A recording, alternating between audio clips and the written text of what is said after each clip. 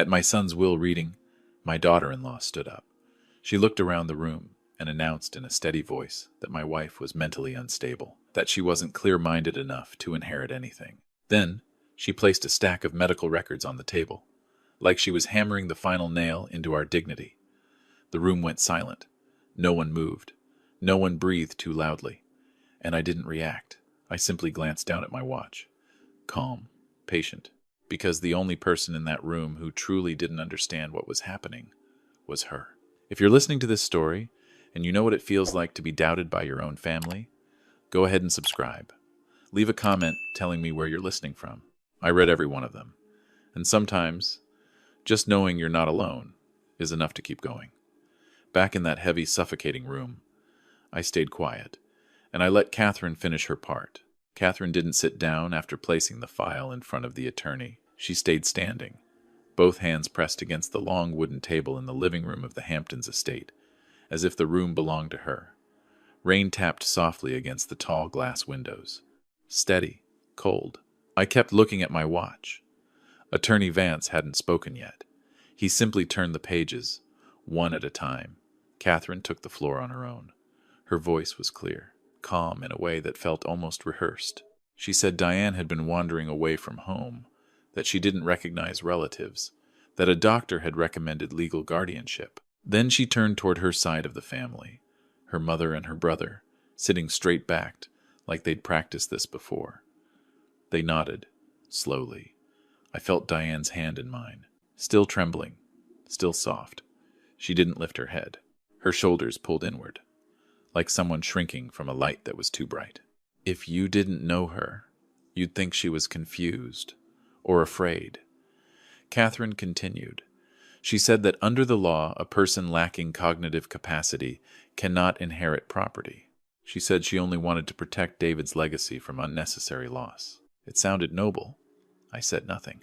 There are moments in life when reacting too quickly only makes things worse. I learned that in 40 years of architecture, and in negotiations where people assumed I wasn't paying attention. When someone wants your reaction, the most powerful thing you can give them is silence. Years ago, I read about a method in a psychology book, the gray rock. No emotion, no reaction, no energy. Catherine needed that energy. She needed my outrage. She needed me to lose control, so her story would feel justified. But I only brushed Diane's hand gently with my thumb. Attorney Vance looked up. "When were these records created?" he asked. 3 months ago, Catherine answered immediately, after Mom started showing unusual behavior. 3 months ago. I remember that time very clearly. That was when Catherine began visiting more often than usual, bringing food, asking about Diane's health, offering to take her to see a doctor for just a routine check. I agreed. I wanted to see how far she would go. Catherine began listing small incidents. That Diane once called a cousin by the wrong name. That she forgot to lock the door. That she repeated a question twice. Little things. Things any 65-year-old woman might do on a tired day. But placed together, in a room full of people, under the yellow light of a rainy afternoon, they sounded like an indictment. I looked around the room. Catherine's relatives filled the row on the left. They weren't my family. They weren't Diane's. Yet today, they were present in full. The official reason was to share in the family's grief. The real reason, everyone understood. The estate, this mansion, the investments, everything they believed we were holding. Catherine ended her statement with a line that sounded reasonable. I don't want to make this bigger than it is, but we have to face the truth. The truth. I almost smiled. If she knew what the truth actually looked like, she wouldn't have been in such a hurry. I heard a quiet sigh behind me. Whispers began to ripple. The eyes in the room slowly turned toward me. A father who had just buried his son. A husband being told his wife was no longer of sound mind. I remained silent. I leaned closer to Diane and said softly, just for her to hear, "Let them talk." She gave the smallest nod. If anyone had watched carefully, they would have noticed her trembling had rhythm, not chaos, not loss of control. Intention. Catherine believed she controlled the room. She added that during David's final weeks, Diane had failed to understand the financial situation and had made concerning decisions. She looked directly at the attorney when she said it. Attorney Vance remained neutral. He placed the file on the table. "I will review these documents," he said. That was all. Catherine hesitated for just a second. Maybe she expected something stronger, an immediate declaration. But the law doesn't operate on emotion, and those familiar with the law don't either. I lifted the glass of water in front of me and took a small sip. My hand did not shake. Some may have thought I was frozen in shock. The truth was the opposite. I was waiting. I had been waiting for 6 months since David passed. Waiting to see who would reveal themselves. Waiting to see who would rush. Waiting to see who would look at two elderly people living in a modest wooden house in the suburbs, driving a 20-year-old car, and think we were easy prey. Catherine didn't realize that the moment she stood up today, she confirmed every suspicion I ever had. When she finished speaking, I glanced at my watch once more. We had exactly 10 minutes before the next part began. Have you ever sat in a room, listening to someone rewrite the story of your life, and known they were walking in the wrong direction entirely? If you have, then you understand why I wasn't angry. I was simply counting the time. 10 minutes. When you've lived nearly 70 years, 10 minutes isn't long. But in a room filled with eyes, quietly measuring what they think is theirs, 10 minutes can stretch into an entire chapter of your life. Catherine finally sat down. She leaned back in her chair, arms folded, her gaze drifting across the dark wooden walls, the old oil paintings, the crystal chandelier hanging in the center of the room. She looked at the mansion like it already belonged to her. I know that look. 6 months ago, after David passed, the way she saw us began to change. Before that, she kept at least a layer of courtesy. Afterward, the patience disappeared. Her questions became sharper, more direct. "How long are you two planning to keep that little house, the little wooden house in the suburbs?"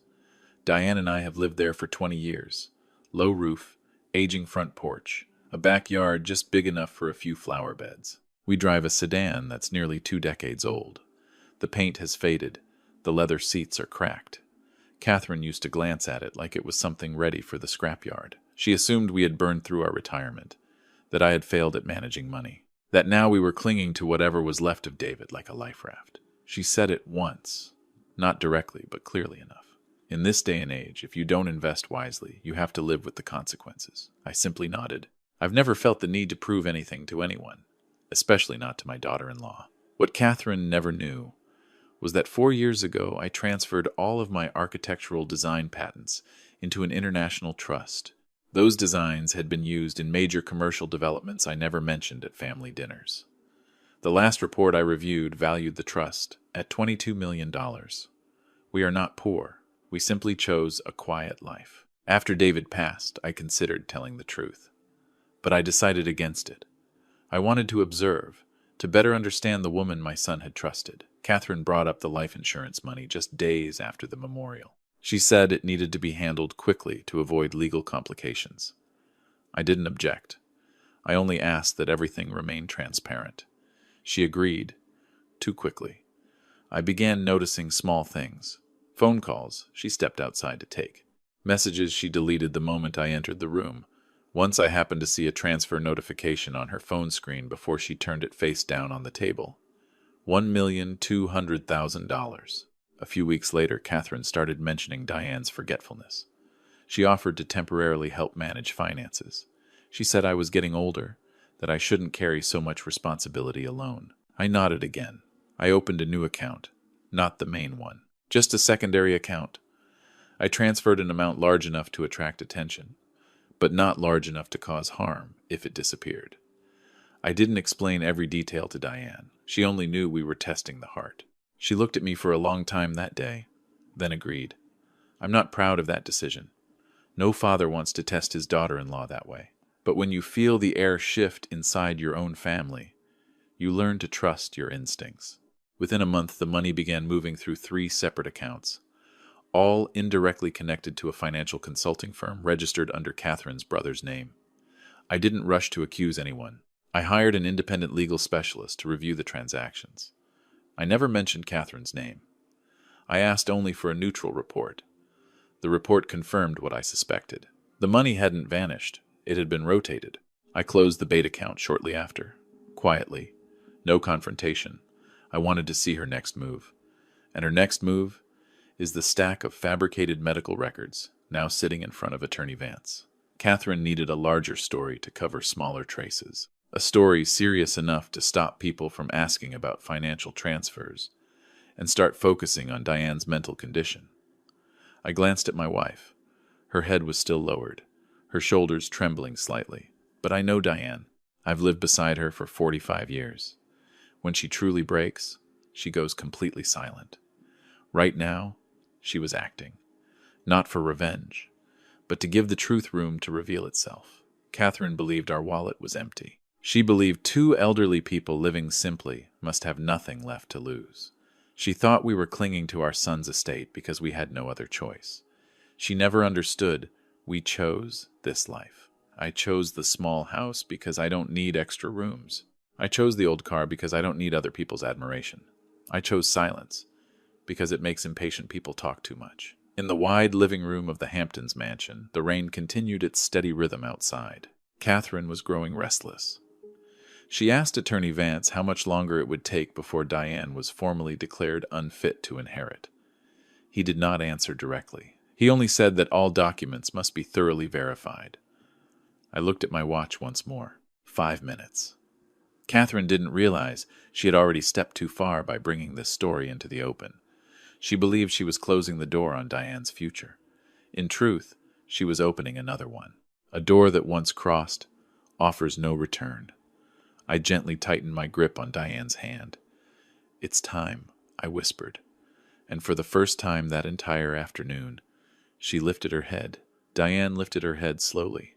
Her eyes were no longer clouded like they had been minutes earlier.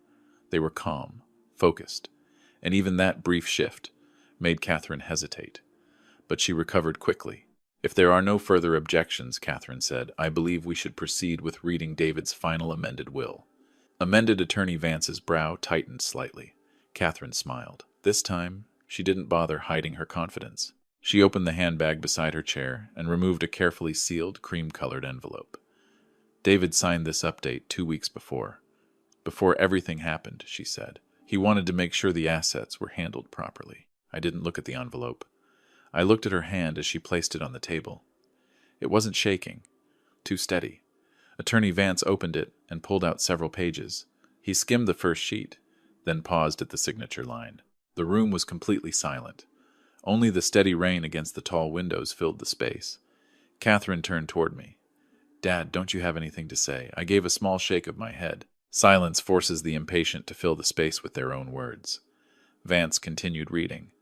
The amendment was clean, direct. The Hamptons' property, along with full control of David's remaining investments, would be transferred entirely to Catherine. Diane, due to her declining cognitive condition, would have no role in any financial decisions. Neat structure, clear language. On the surface, legitimate. Only one detail mattered to me. The date, 2 weeks before David left the hospital. I remember that period clearly. I was by my son's side nearly every day. Diane sat beside his bed, holding his hand, speaking to him even when he couldn't respond. Catherine was there too, though she stepped out for phone calls more often than necessary. Attorney Vance set the pages down. "This signature," he began slowly. Catherine cut in immediately. It was signed in front of me. David was completely aware. I opened the tablet resting inside my leather case. Unhurried, without looking at anyone, I tapped the screen and opened a folder I had prepared weeks ago. Not out of anger, out of anticipation. "Mr. Vance," I said calmly, "before you confirm the validity of that document, I believe you should review additional data." Catherine turned sharply. "What are you implying?" I rotated the tablet toward the attorney. On the screen was a digital signature analysis performed by an independent expert. Not emotion, not suspicion. Data. The signature on the amended will showed unusually consistent pressure. No natural variation along the curved strokes. No tremor or drag you'd expect from someone fatigued. It resembled a stylus-generated mark. Attorney Vance read each line carefully. Catherine let out a short laugh. "Technical analysis. Anyone can generate a report like that." I didn't respond. I tapped the screen again. This time, a video. Not something I recorded myself. Footage extracted from the hospital's security system. The kind installed in private rooms for patient safety. There was no sound. It wasn't necessary. The video showed Catherine sitting beside David's bed. My son lay still, eyes closed. She held his hand. In her other hand, a pen. She adjusted his fingers, guided them. Gentle, intentional. Attorney Vance stopped the video midway. The silence in the room had changed. It was no longer heavy. It was sharp. Catherine shot to her feet. I was helping him sign paperwork. That's completely normal. For the first time since the reading began, I looked directly at her. I agree, I said evenly. Helping is normal. Signing for him is not. I didn't raise my voice. I didn't need to. Attorney Vance rested his hand on the amended will. This document will require independent forensic examination. For now, I cannot recognize it as valid. Catherine's breathing began to lose rhythm. She looked around the room, searching for support from her family. No one spoke. I wasn't finished. There's one more matter, I said steadily. The $1,200,000 Catherine claimed Diane had misplaced. I opened another file. That money was never lost. It was transferred into a secondary account I established, an account that recorded every transaction. I never used the word bait. I didn't have to. The 3 subsequent transfers I continued led to a consulting firm directly connected to Catherine's family. Her brother's face drained of color. Catherine shook her head repeatedly. You're trying to distract everyone. No, I said. I'm clarifying. Attorney Vance looked at me, then at Catherine.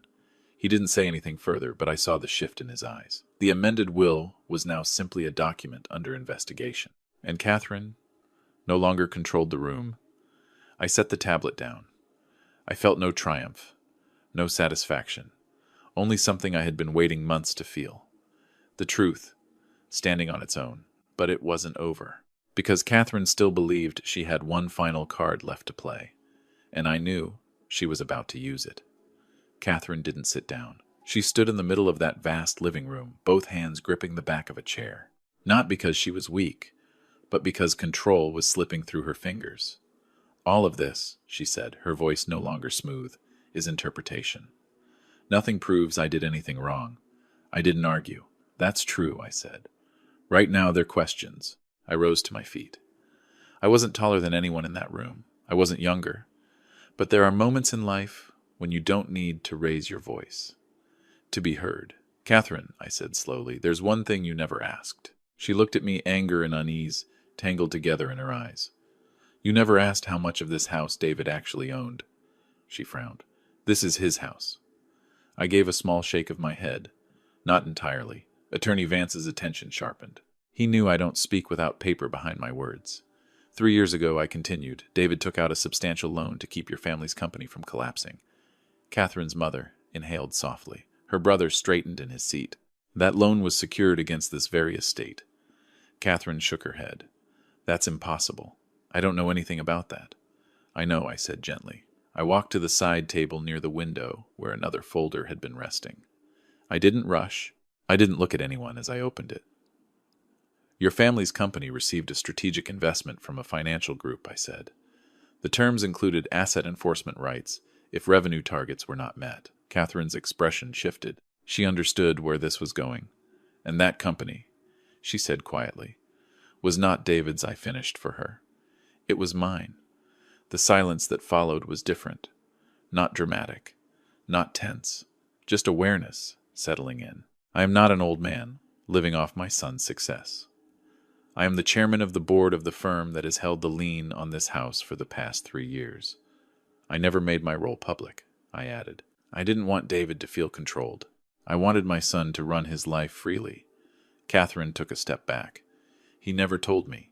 There are things I said a man doesn't share when he's trying to shield someone from pressure. I removed one final document. 10 minutes ago, I said I authorized activation of the enforcement clause. Your family's company has failed to meet its financial obligations for 6 consecutive quarters. I glanced at my watch. 10 minutes had passed since I told Diane it was time. What does that mean? Catherine's mother asked quietly. It means I said evenly as of this moment the legal ownership of this estate no longer rests with David or with Catherine. I didn't need harsher words. The truth carried enough weight. You can't do that, Catherine said. I live here. Temporarily, I replied. Under an internal lease agreement signed 3 years ago. She turned to Attorney Vance, searching for contradiction. He said nothing. He simply reviewed the documents I had provided, page by page. "You planned this," Catherine whispered. I looked at her. "I didn't plan to destroy you," I said quietly. "I planned to protect what remained." There was no pleasure in my voice, no triumph, only the steady result of choices leading here. Catherine believed that if she removed Diane from the board by labeling her unfit, she could control everything else. She never realized the legal framework around this house was constructed more carefully than any architectural design I've ever drawn. The room felt smaller now, not because its size had changed, but because the distance between ambition and reality had collapsed. "So what happens now?" her brother asked. "Now," I said, "my firm will proceed according to contract. Your family has a legal window to restructure its finances, or surrender the property." I didn't use the word eviction. I didn't need to. Catherine looked around the room she once believed was already hers. The walls, the paintings, the curved staircase leading upstairs. Everything was still in place. Only her certainty was gone. "All of this over a will?" she asked. I shook my head. "No," I said, "because greed made you believe two elderly people living simply didn't understand the law." I returned to my seat. "The reading of the will isn't finished," I said to Attorney Vance. And I knew, after everything that had just come into the light, the final part was only beginning. Attorney Vance gave a slight nod when I said the reading wasn't over. He adjusted his glasses and opened the official file that had remained untouched in front of him. The room was no longer noisy. No more arguments. Every eye turned toward him. "The last valid will David executed," he said slowly, "was drafted 8 months ago. Not 2 weeks. 8 months. I felt Diane gently squeeze my hand. Not out of fear, but because she no longer needed to perform. The attorney began to read. David did not leave everything to Catherine. He did not remove Diane from any rights. Instead, the majority of his liquid assets were placed into an educational foundation in his name, intended to support architecture students facing financial hardship. I already knew. David and I had discussed it one quiet evening when he was still clear enough to think long-term. He told me that if life ended sooner than expected, he wanted to leave something useful behind. I didn't interrupt.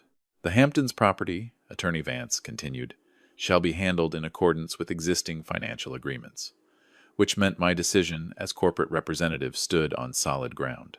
No loopholes. When he finished reading, the silence in the room shifted again. Not the silence of suspense, but of conclusion. Then came a knock at the door. Not urgent, not aggressive, just punctual. 2 law enforcement officers entered alongside a federal financial compliance representative. No one was restrained. No one was pushed. It unfolded like a process already set in motion. I had submitted documentation weeks earlier when the financial irregularities first surfaced. They weren't here because of emotion. They were here because of records. Catherine looked at me. The anger was gone. Only emptiness remained. "You called them?" she asked. "I reported what I was obligated to report," I answered. "Nothing more, nothing less." They asked Catherine to cooperate in clarifying several transactions and related documents. She didn't resist. She nodded, as if she finally understood that the moment had moved beyond negotiation. Her mother and brother left quietly. No one spoke. When the door closed behind them, the estate felt strangely hollow. Diane rose slowly. No trembling shoulders now. No distant stare. She walked to the window and looked out at the rain easing over the garden. Then she turned back to me. "That's enough," she said. 3 words. Clear, steady. Attorney Vance studied her for a moment, then offered a small professional smile. "Mrs. Diane," he said, "I don't believe any further competency evaluations will be necessary." She didn't respond. She simply nodded. I stepped beside my wife. Not to shield her, just to stand where I've stood for 45 years. "I have no desire to keep this house," I told the attorney. The room still carried echoes of what had unfolded, but inside me there was no storm. "Once proceedings are complete," I continued, "please arrange for the sale of the property. After financial obligations are settled, the remaining funds will be added to David's Scholarship Foundation." He made a note. Diane looked at me, her expression softer now than it had been all afternoon. "David would like that," she said. "I believe he would." When we left the estate, the rain had stopped. The sky was still gray, but lighter. I didn't feel like I had defeated anyone. I didn't think of Catherine as an enemy. I thought only of choices and how each of us lives with the ones we make. Money can create the illusion of power, but it cannot buy trust. It cannot buy memory. It cannot buy a place in a family once you've broken it yourself. Justice is not loud. It doesn't need applause. It only needs time and clear records. That evening, Diane and I returned to our small wooden house. The old car was still parked by the porch. Everything looked the same. Only one thing had changed. We were no longer waiting. If someone asks me what the lesson is, I would say this: you can build a house with money, but you can only build a family with honesty. And no matter how long justice takes, it always knows exactly where to go. If this story made you reflect, or reminded you that truth has a way of standing up on its own, press like and subscribe so I know you're still listening. You can share it with someone who needs a little faith in fairness. Thank you for staying with me until the very last minute. I appreciate it more than you know.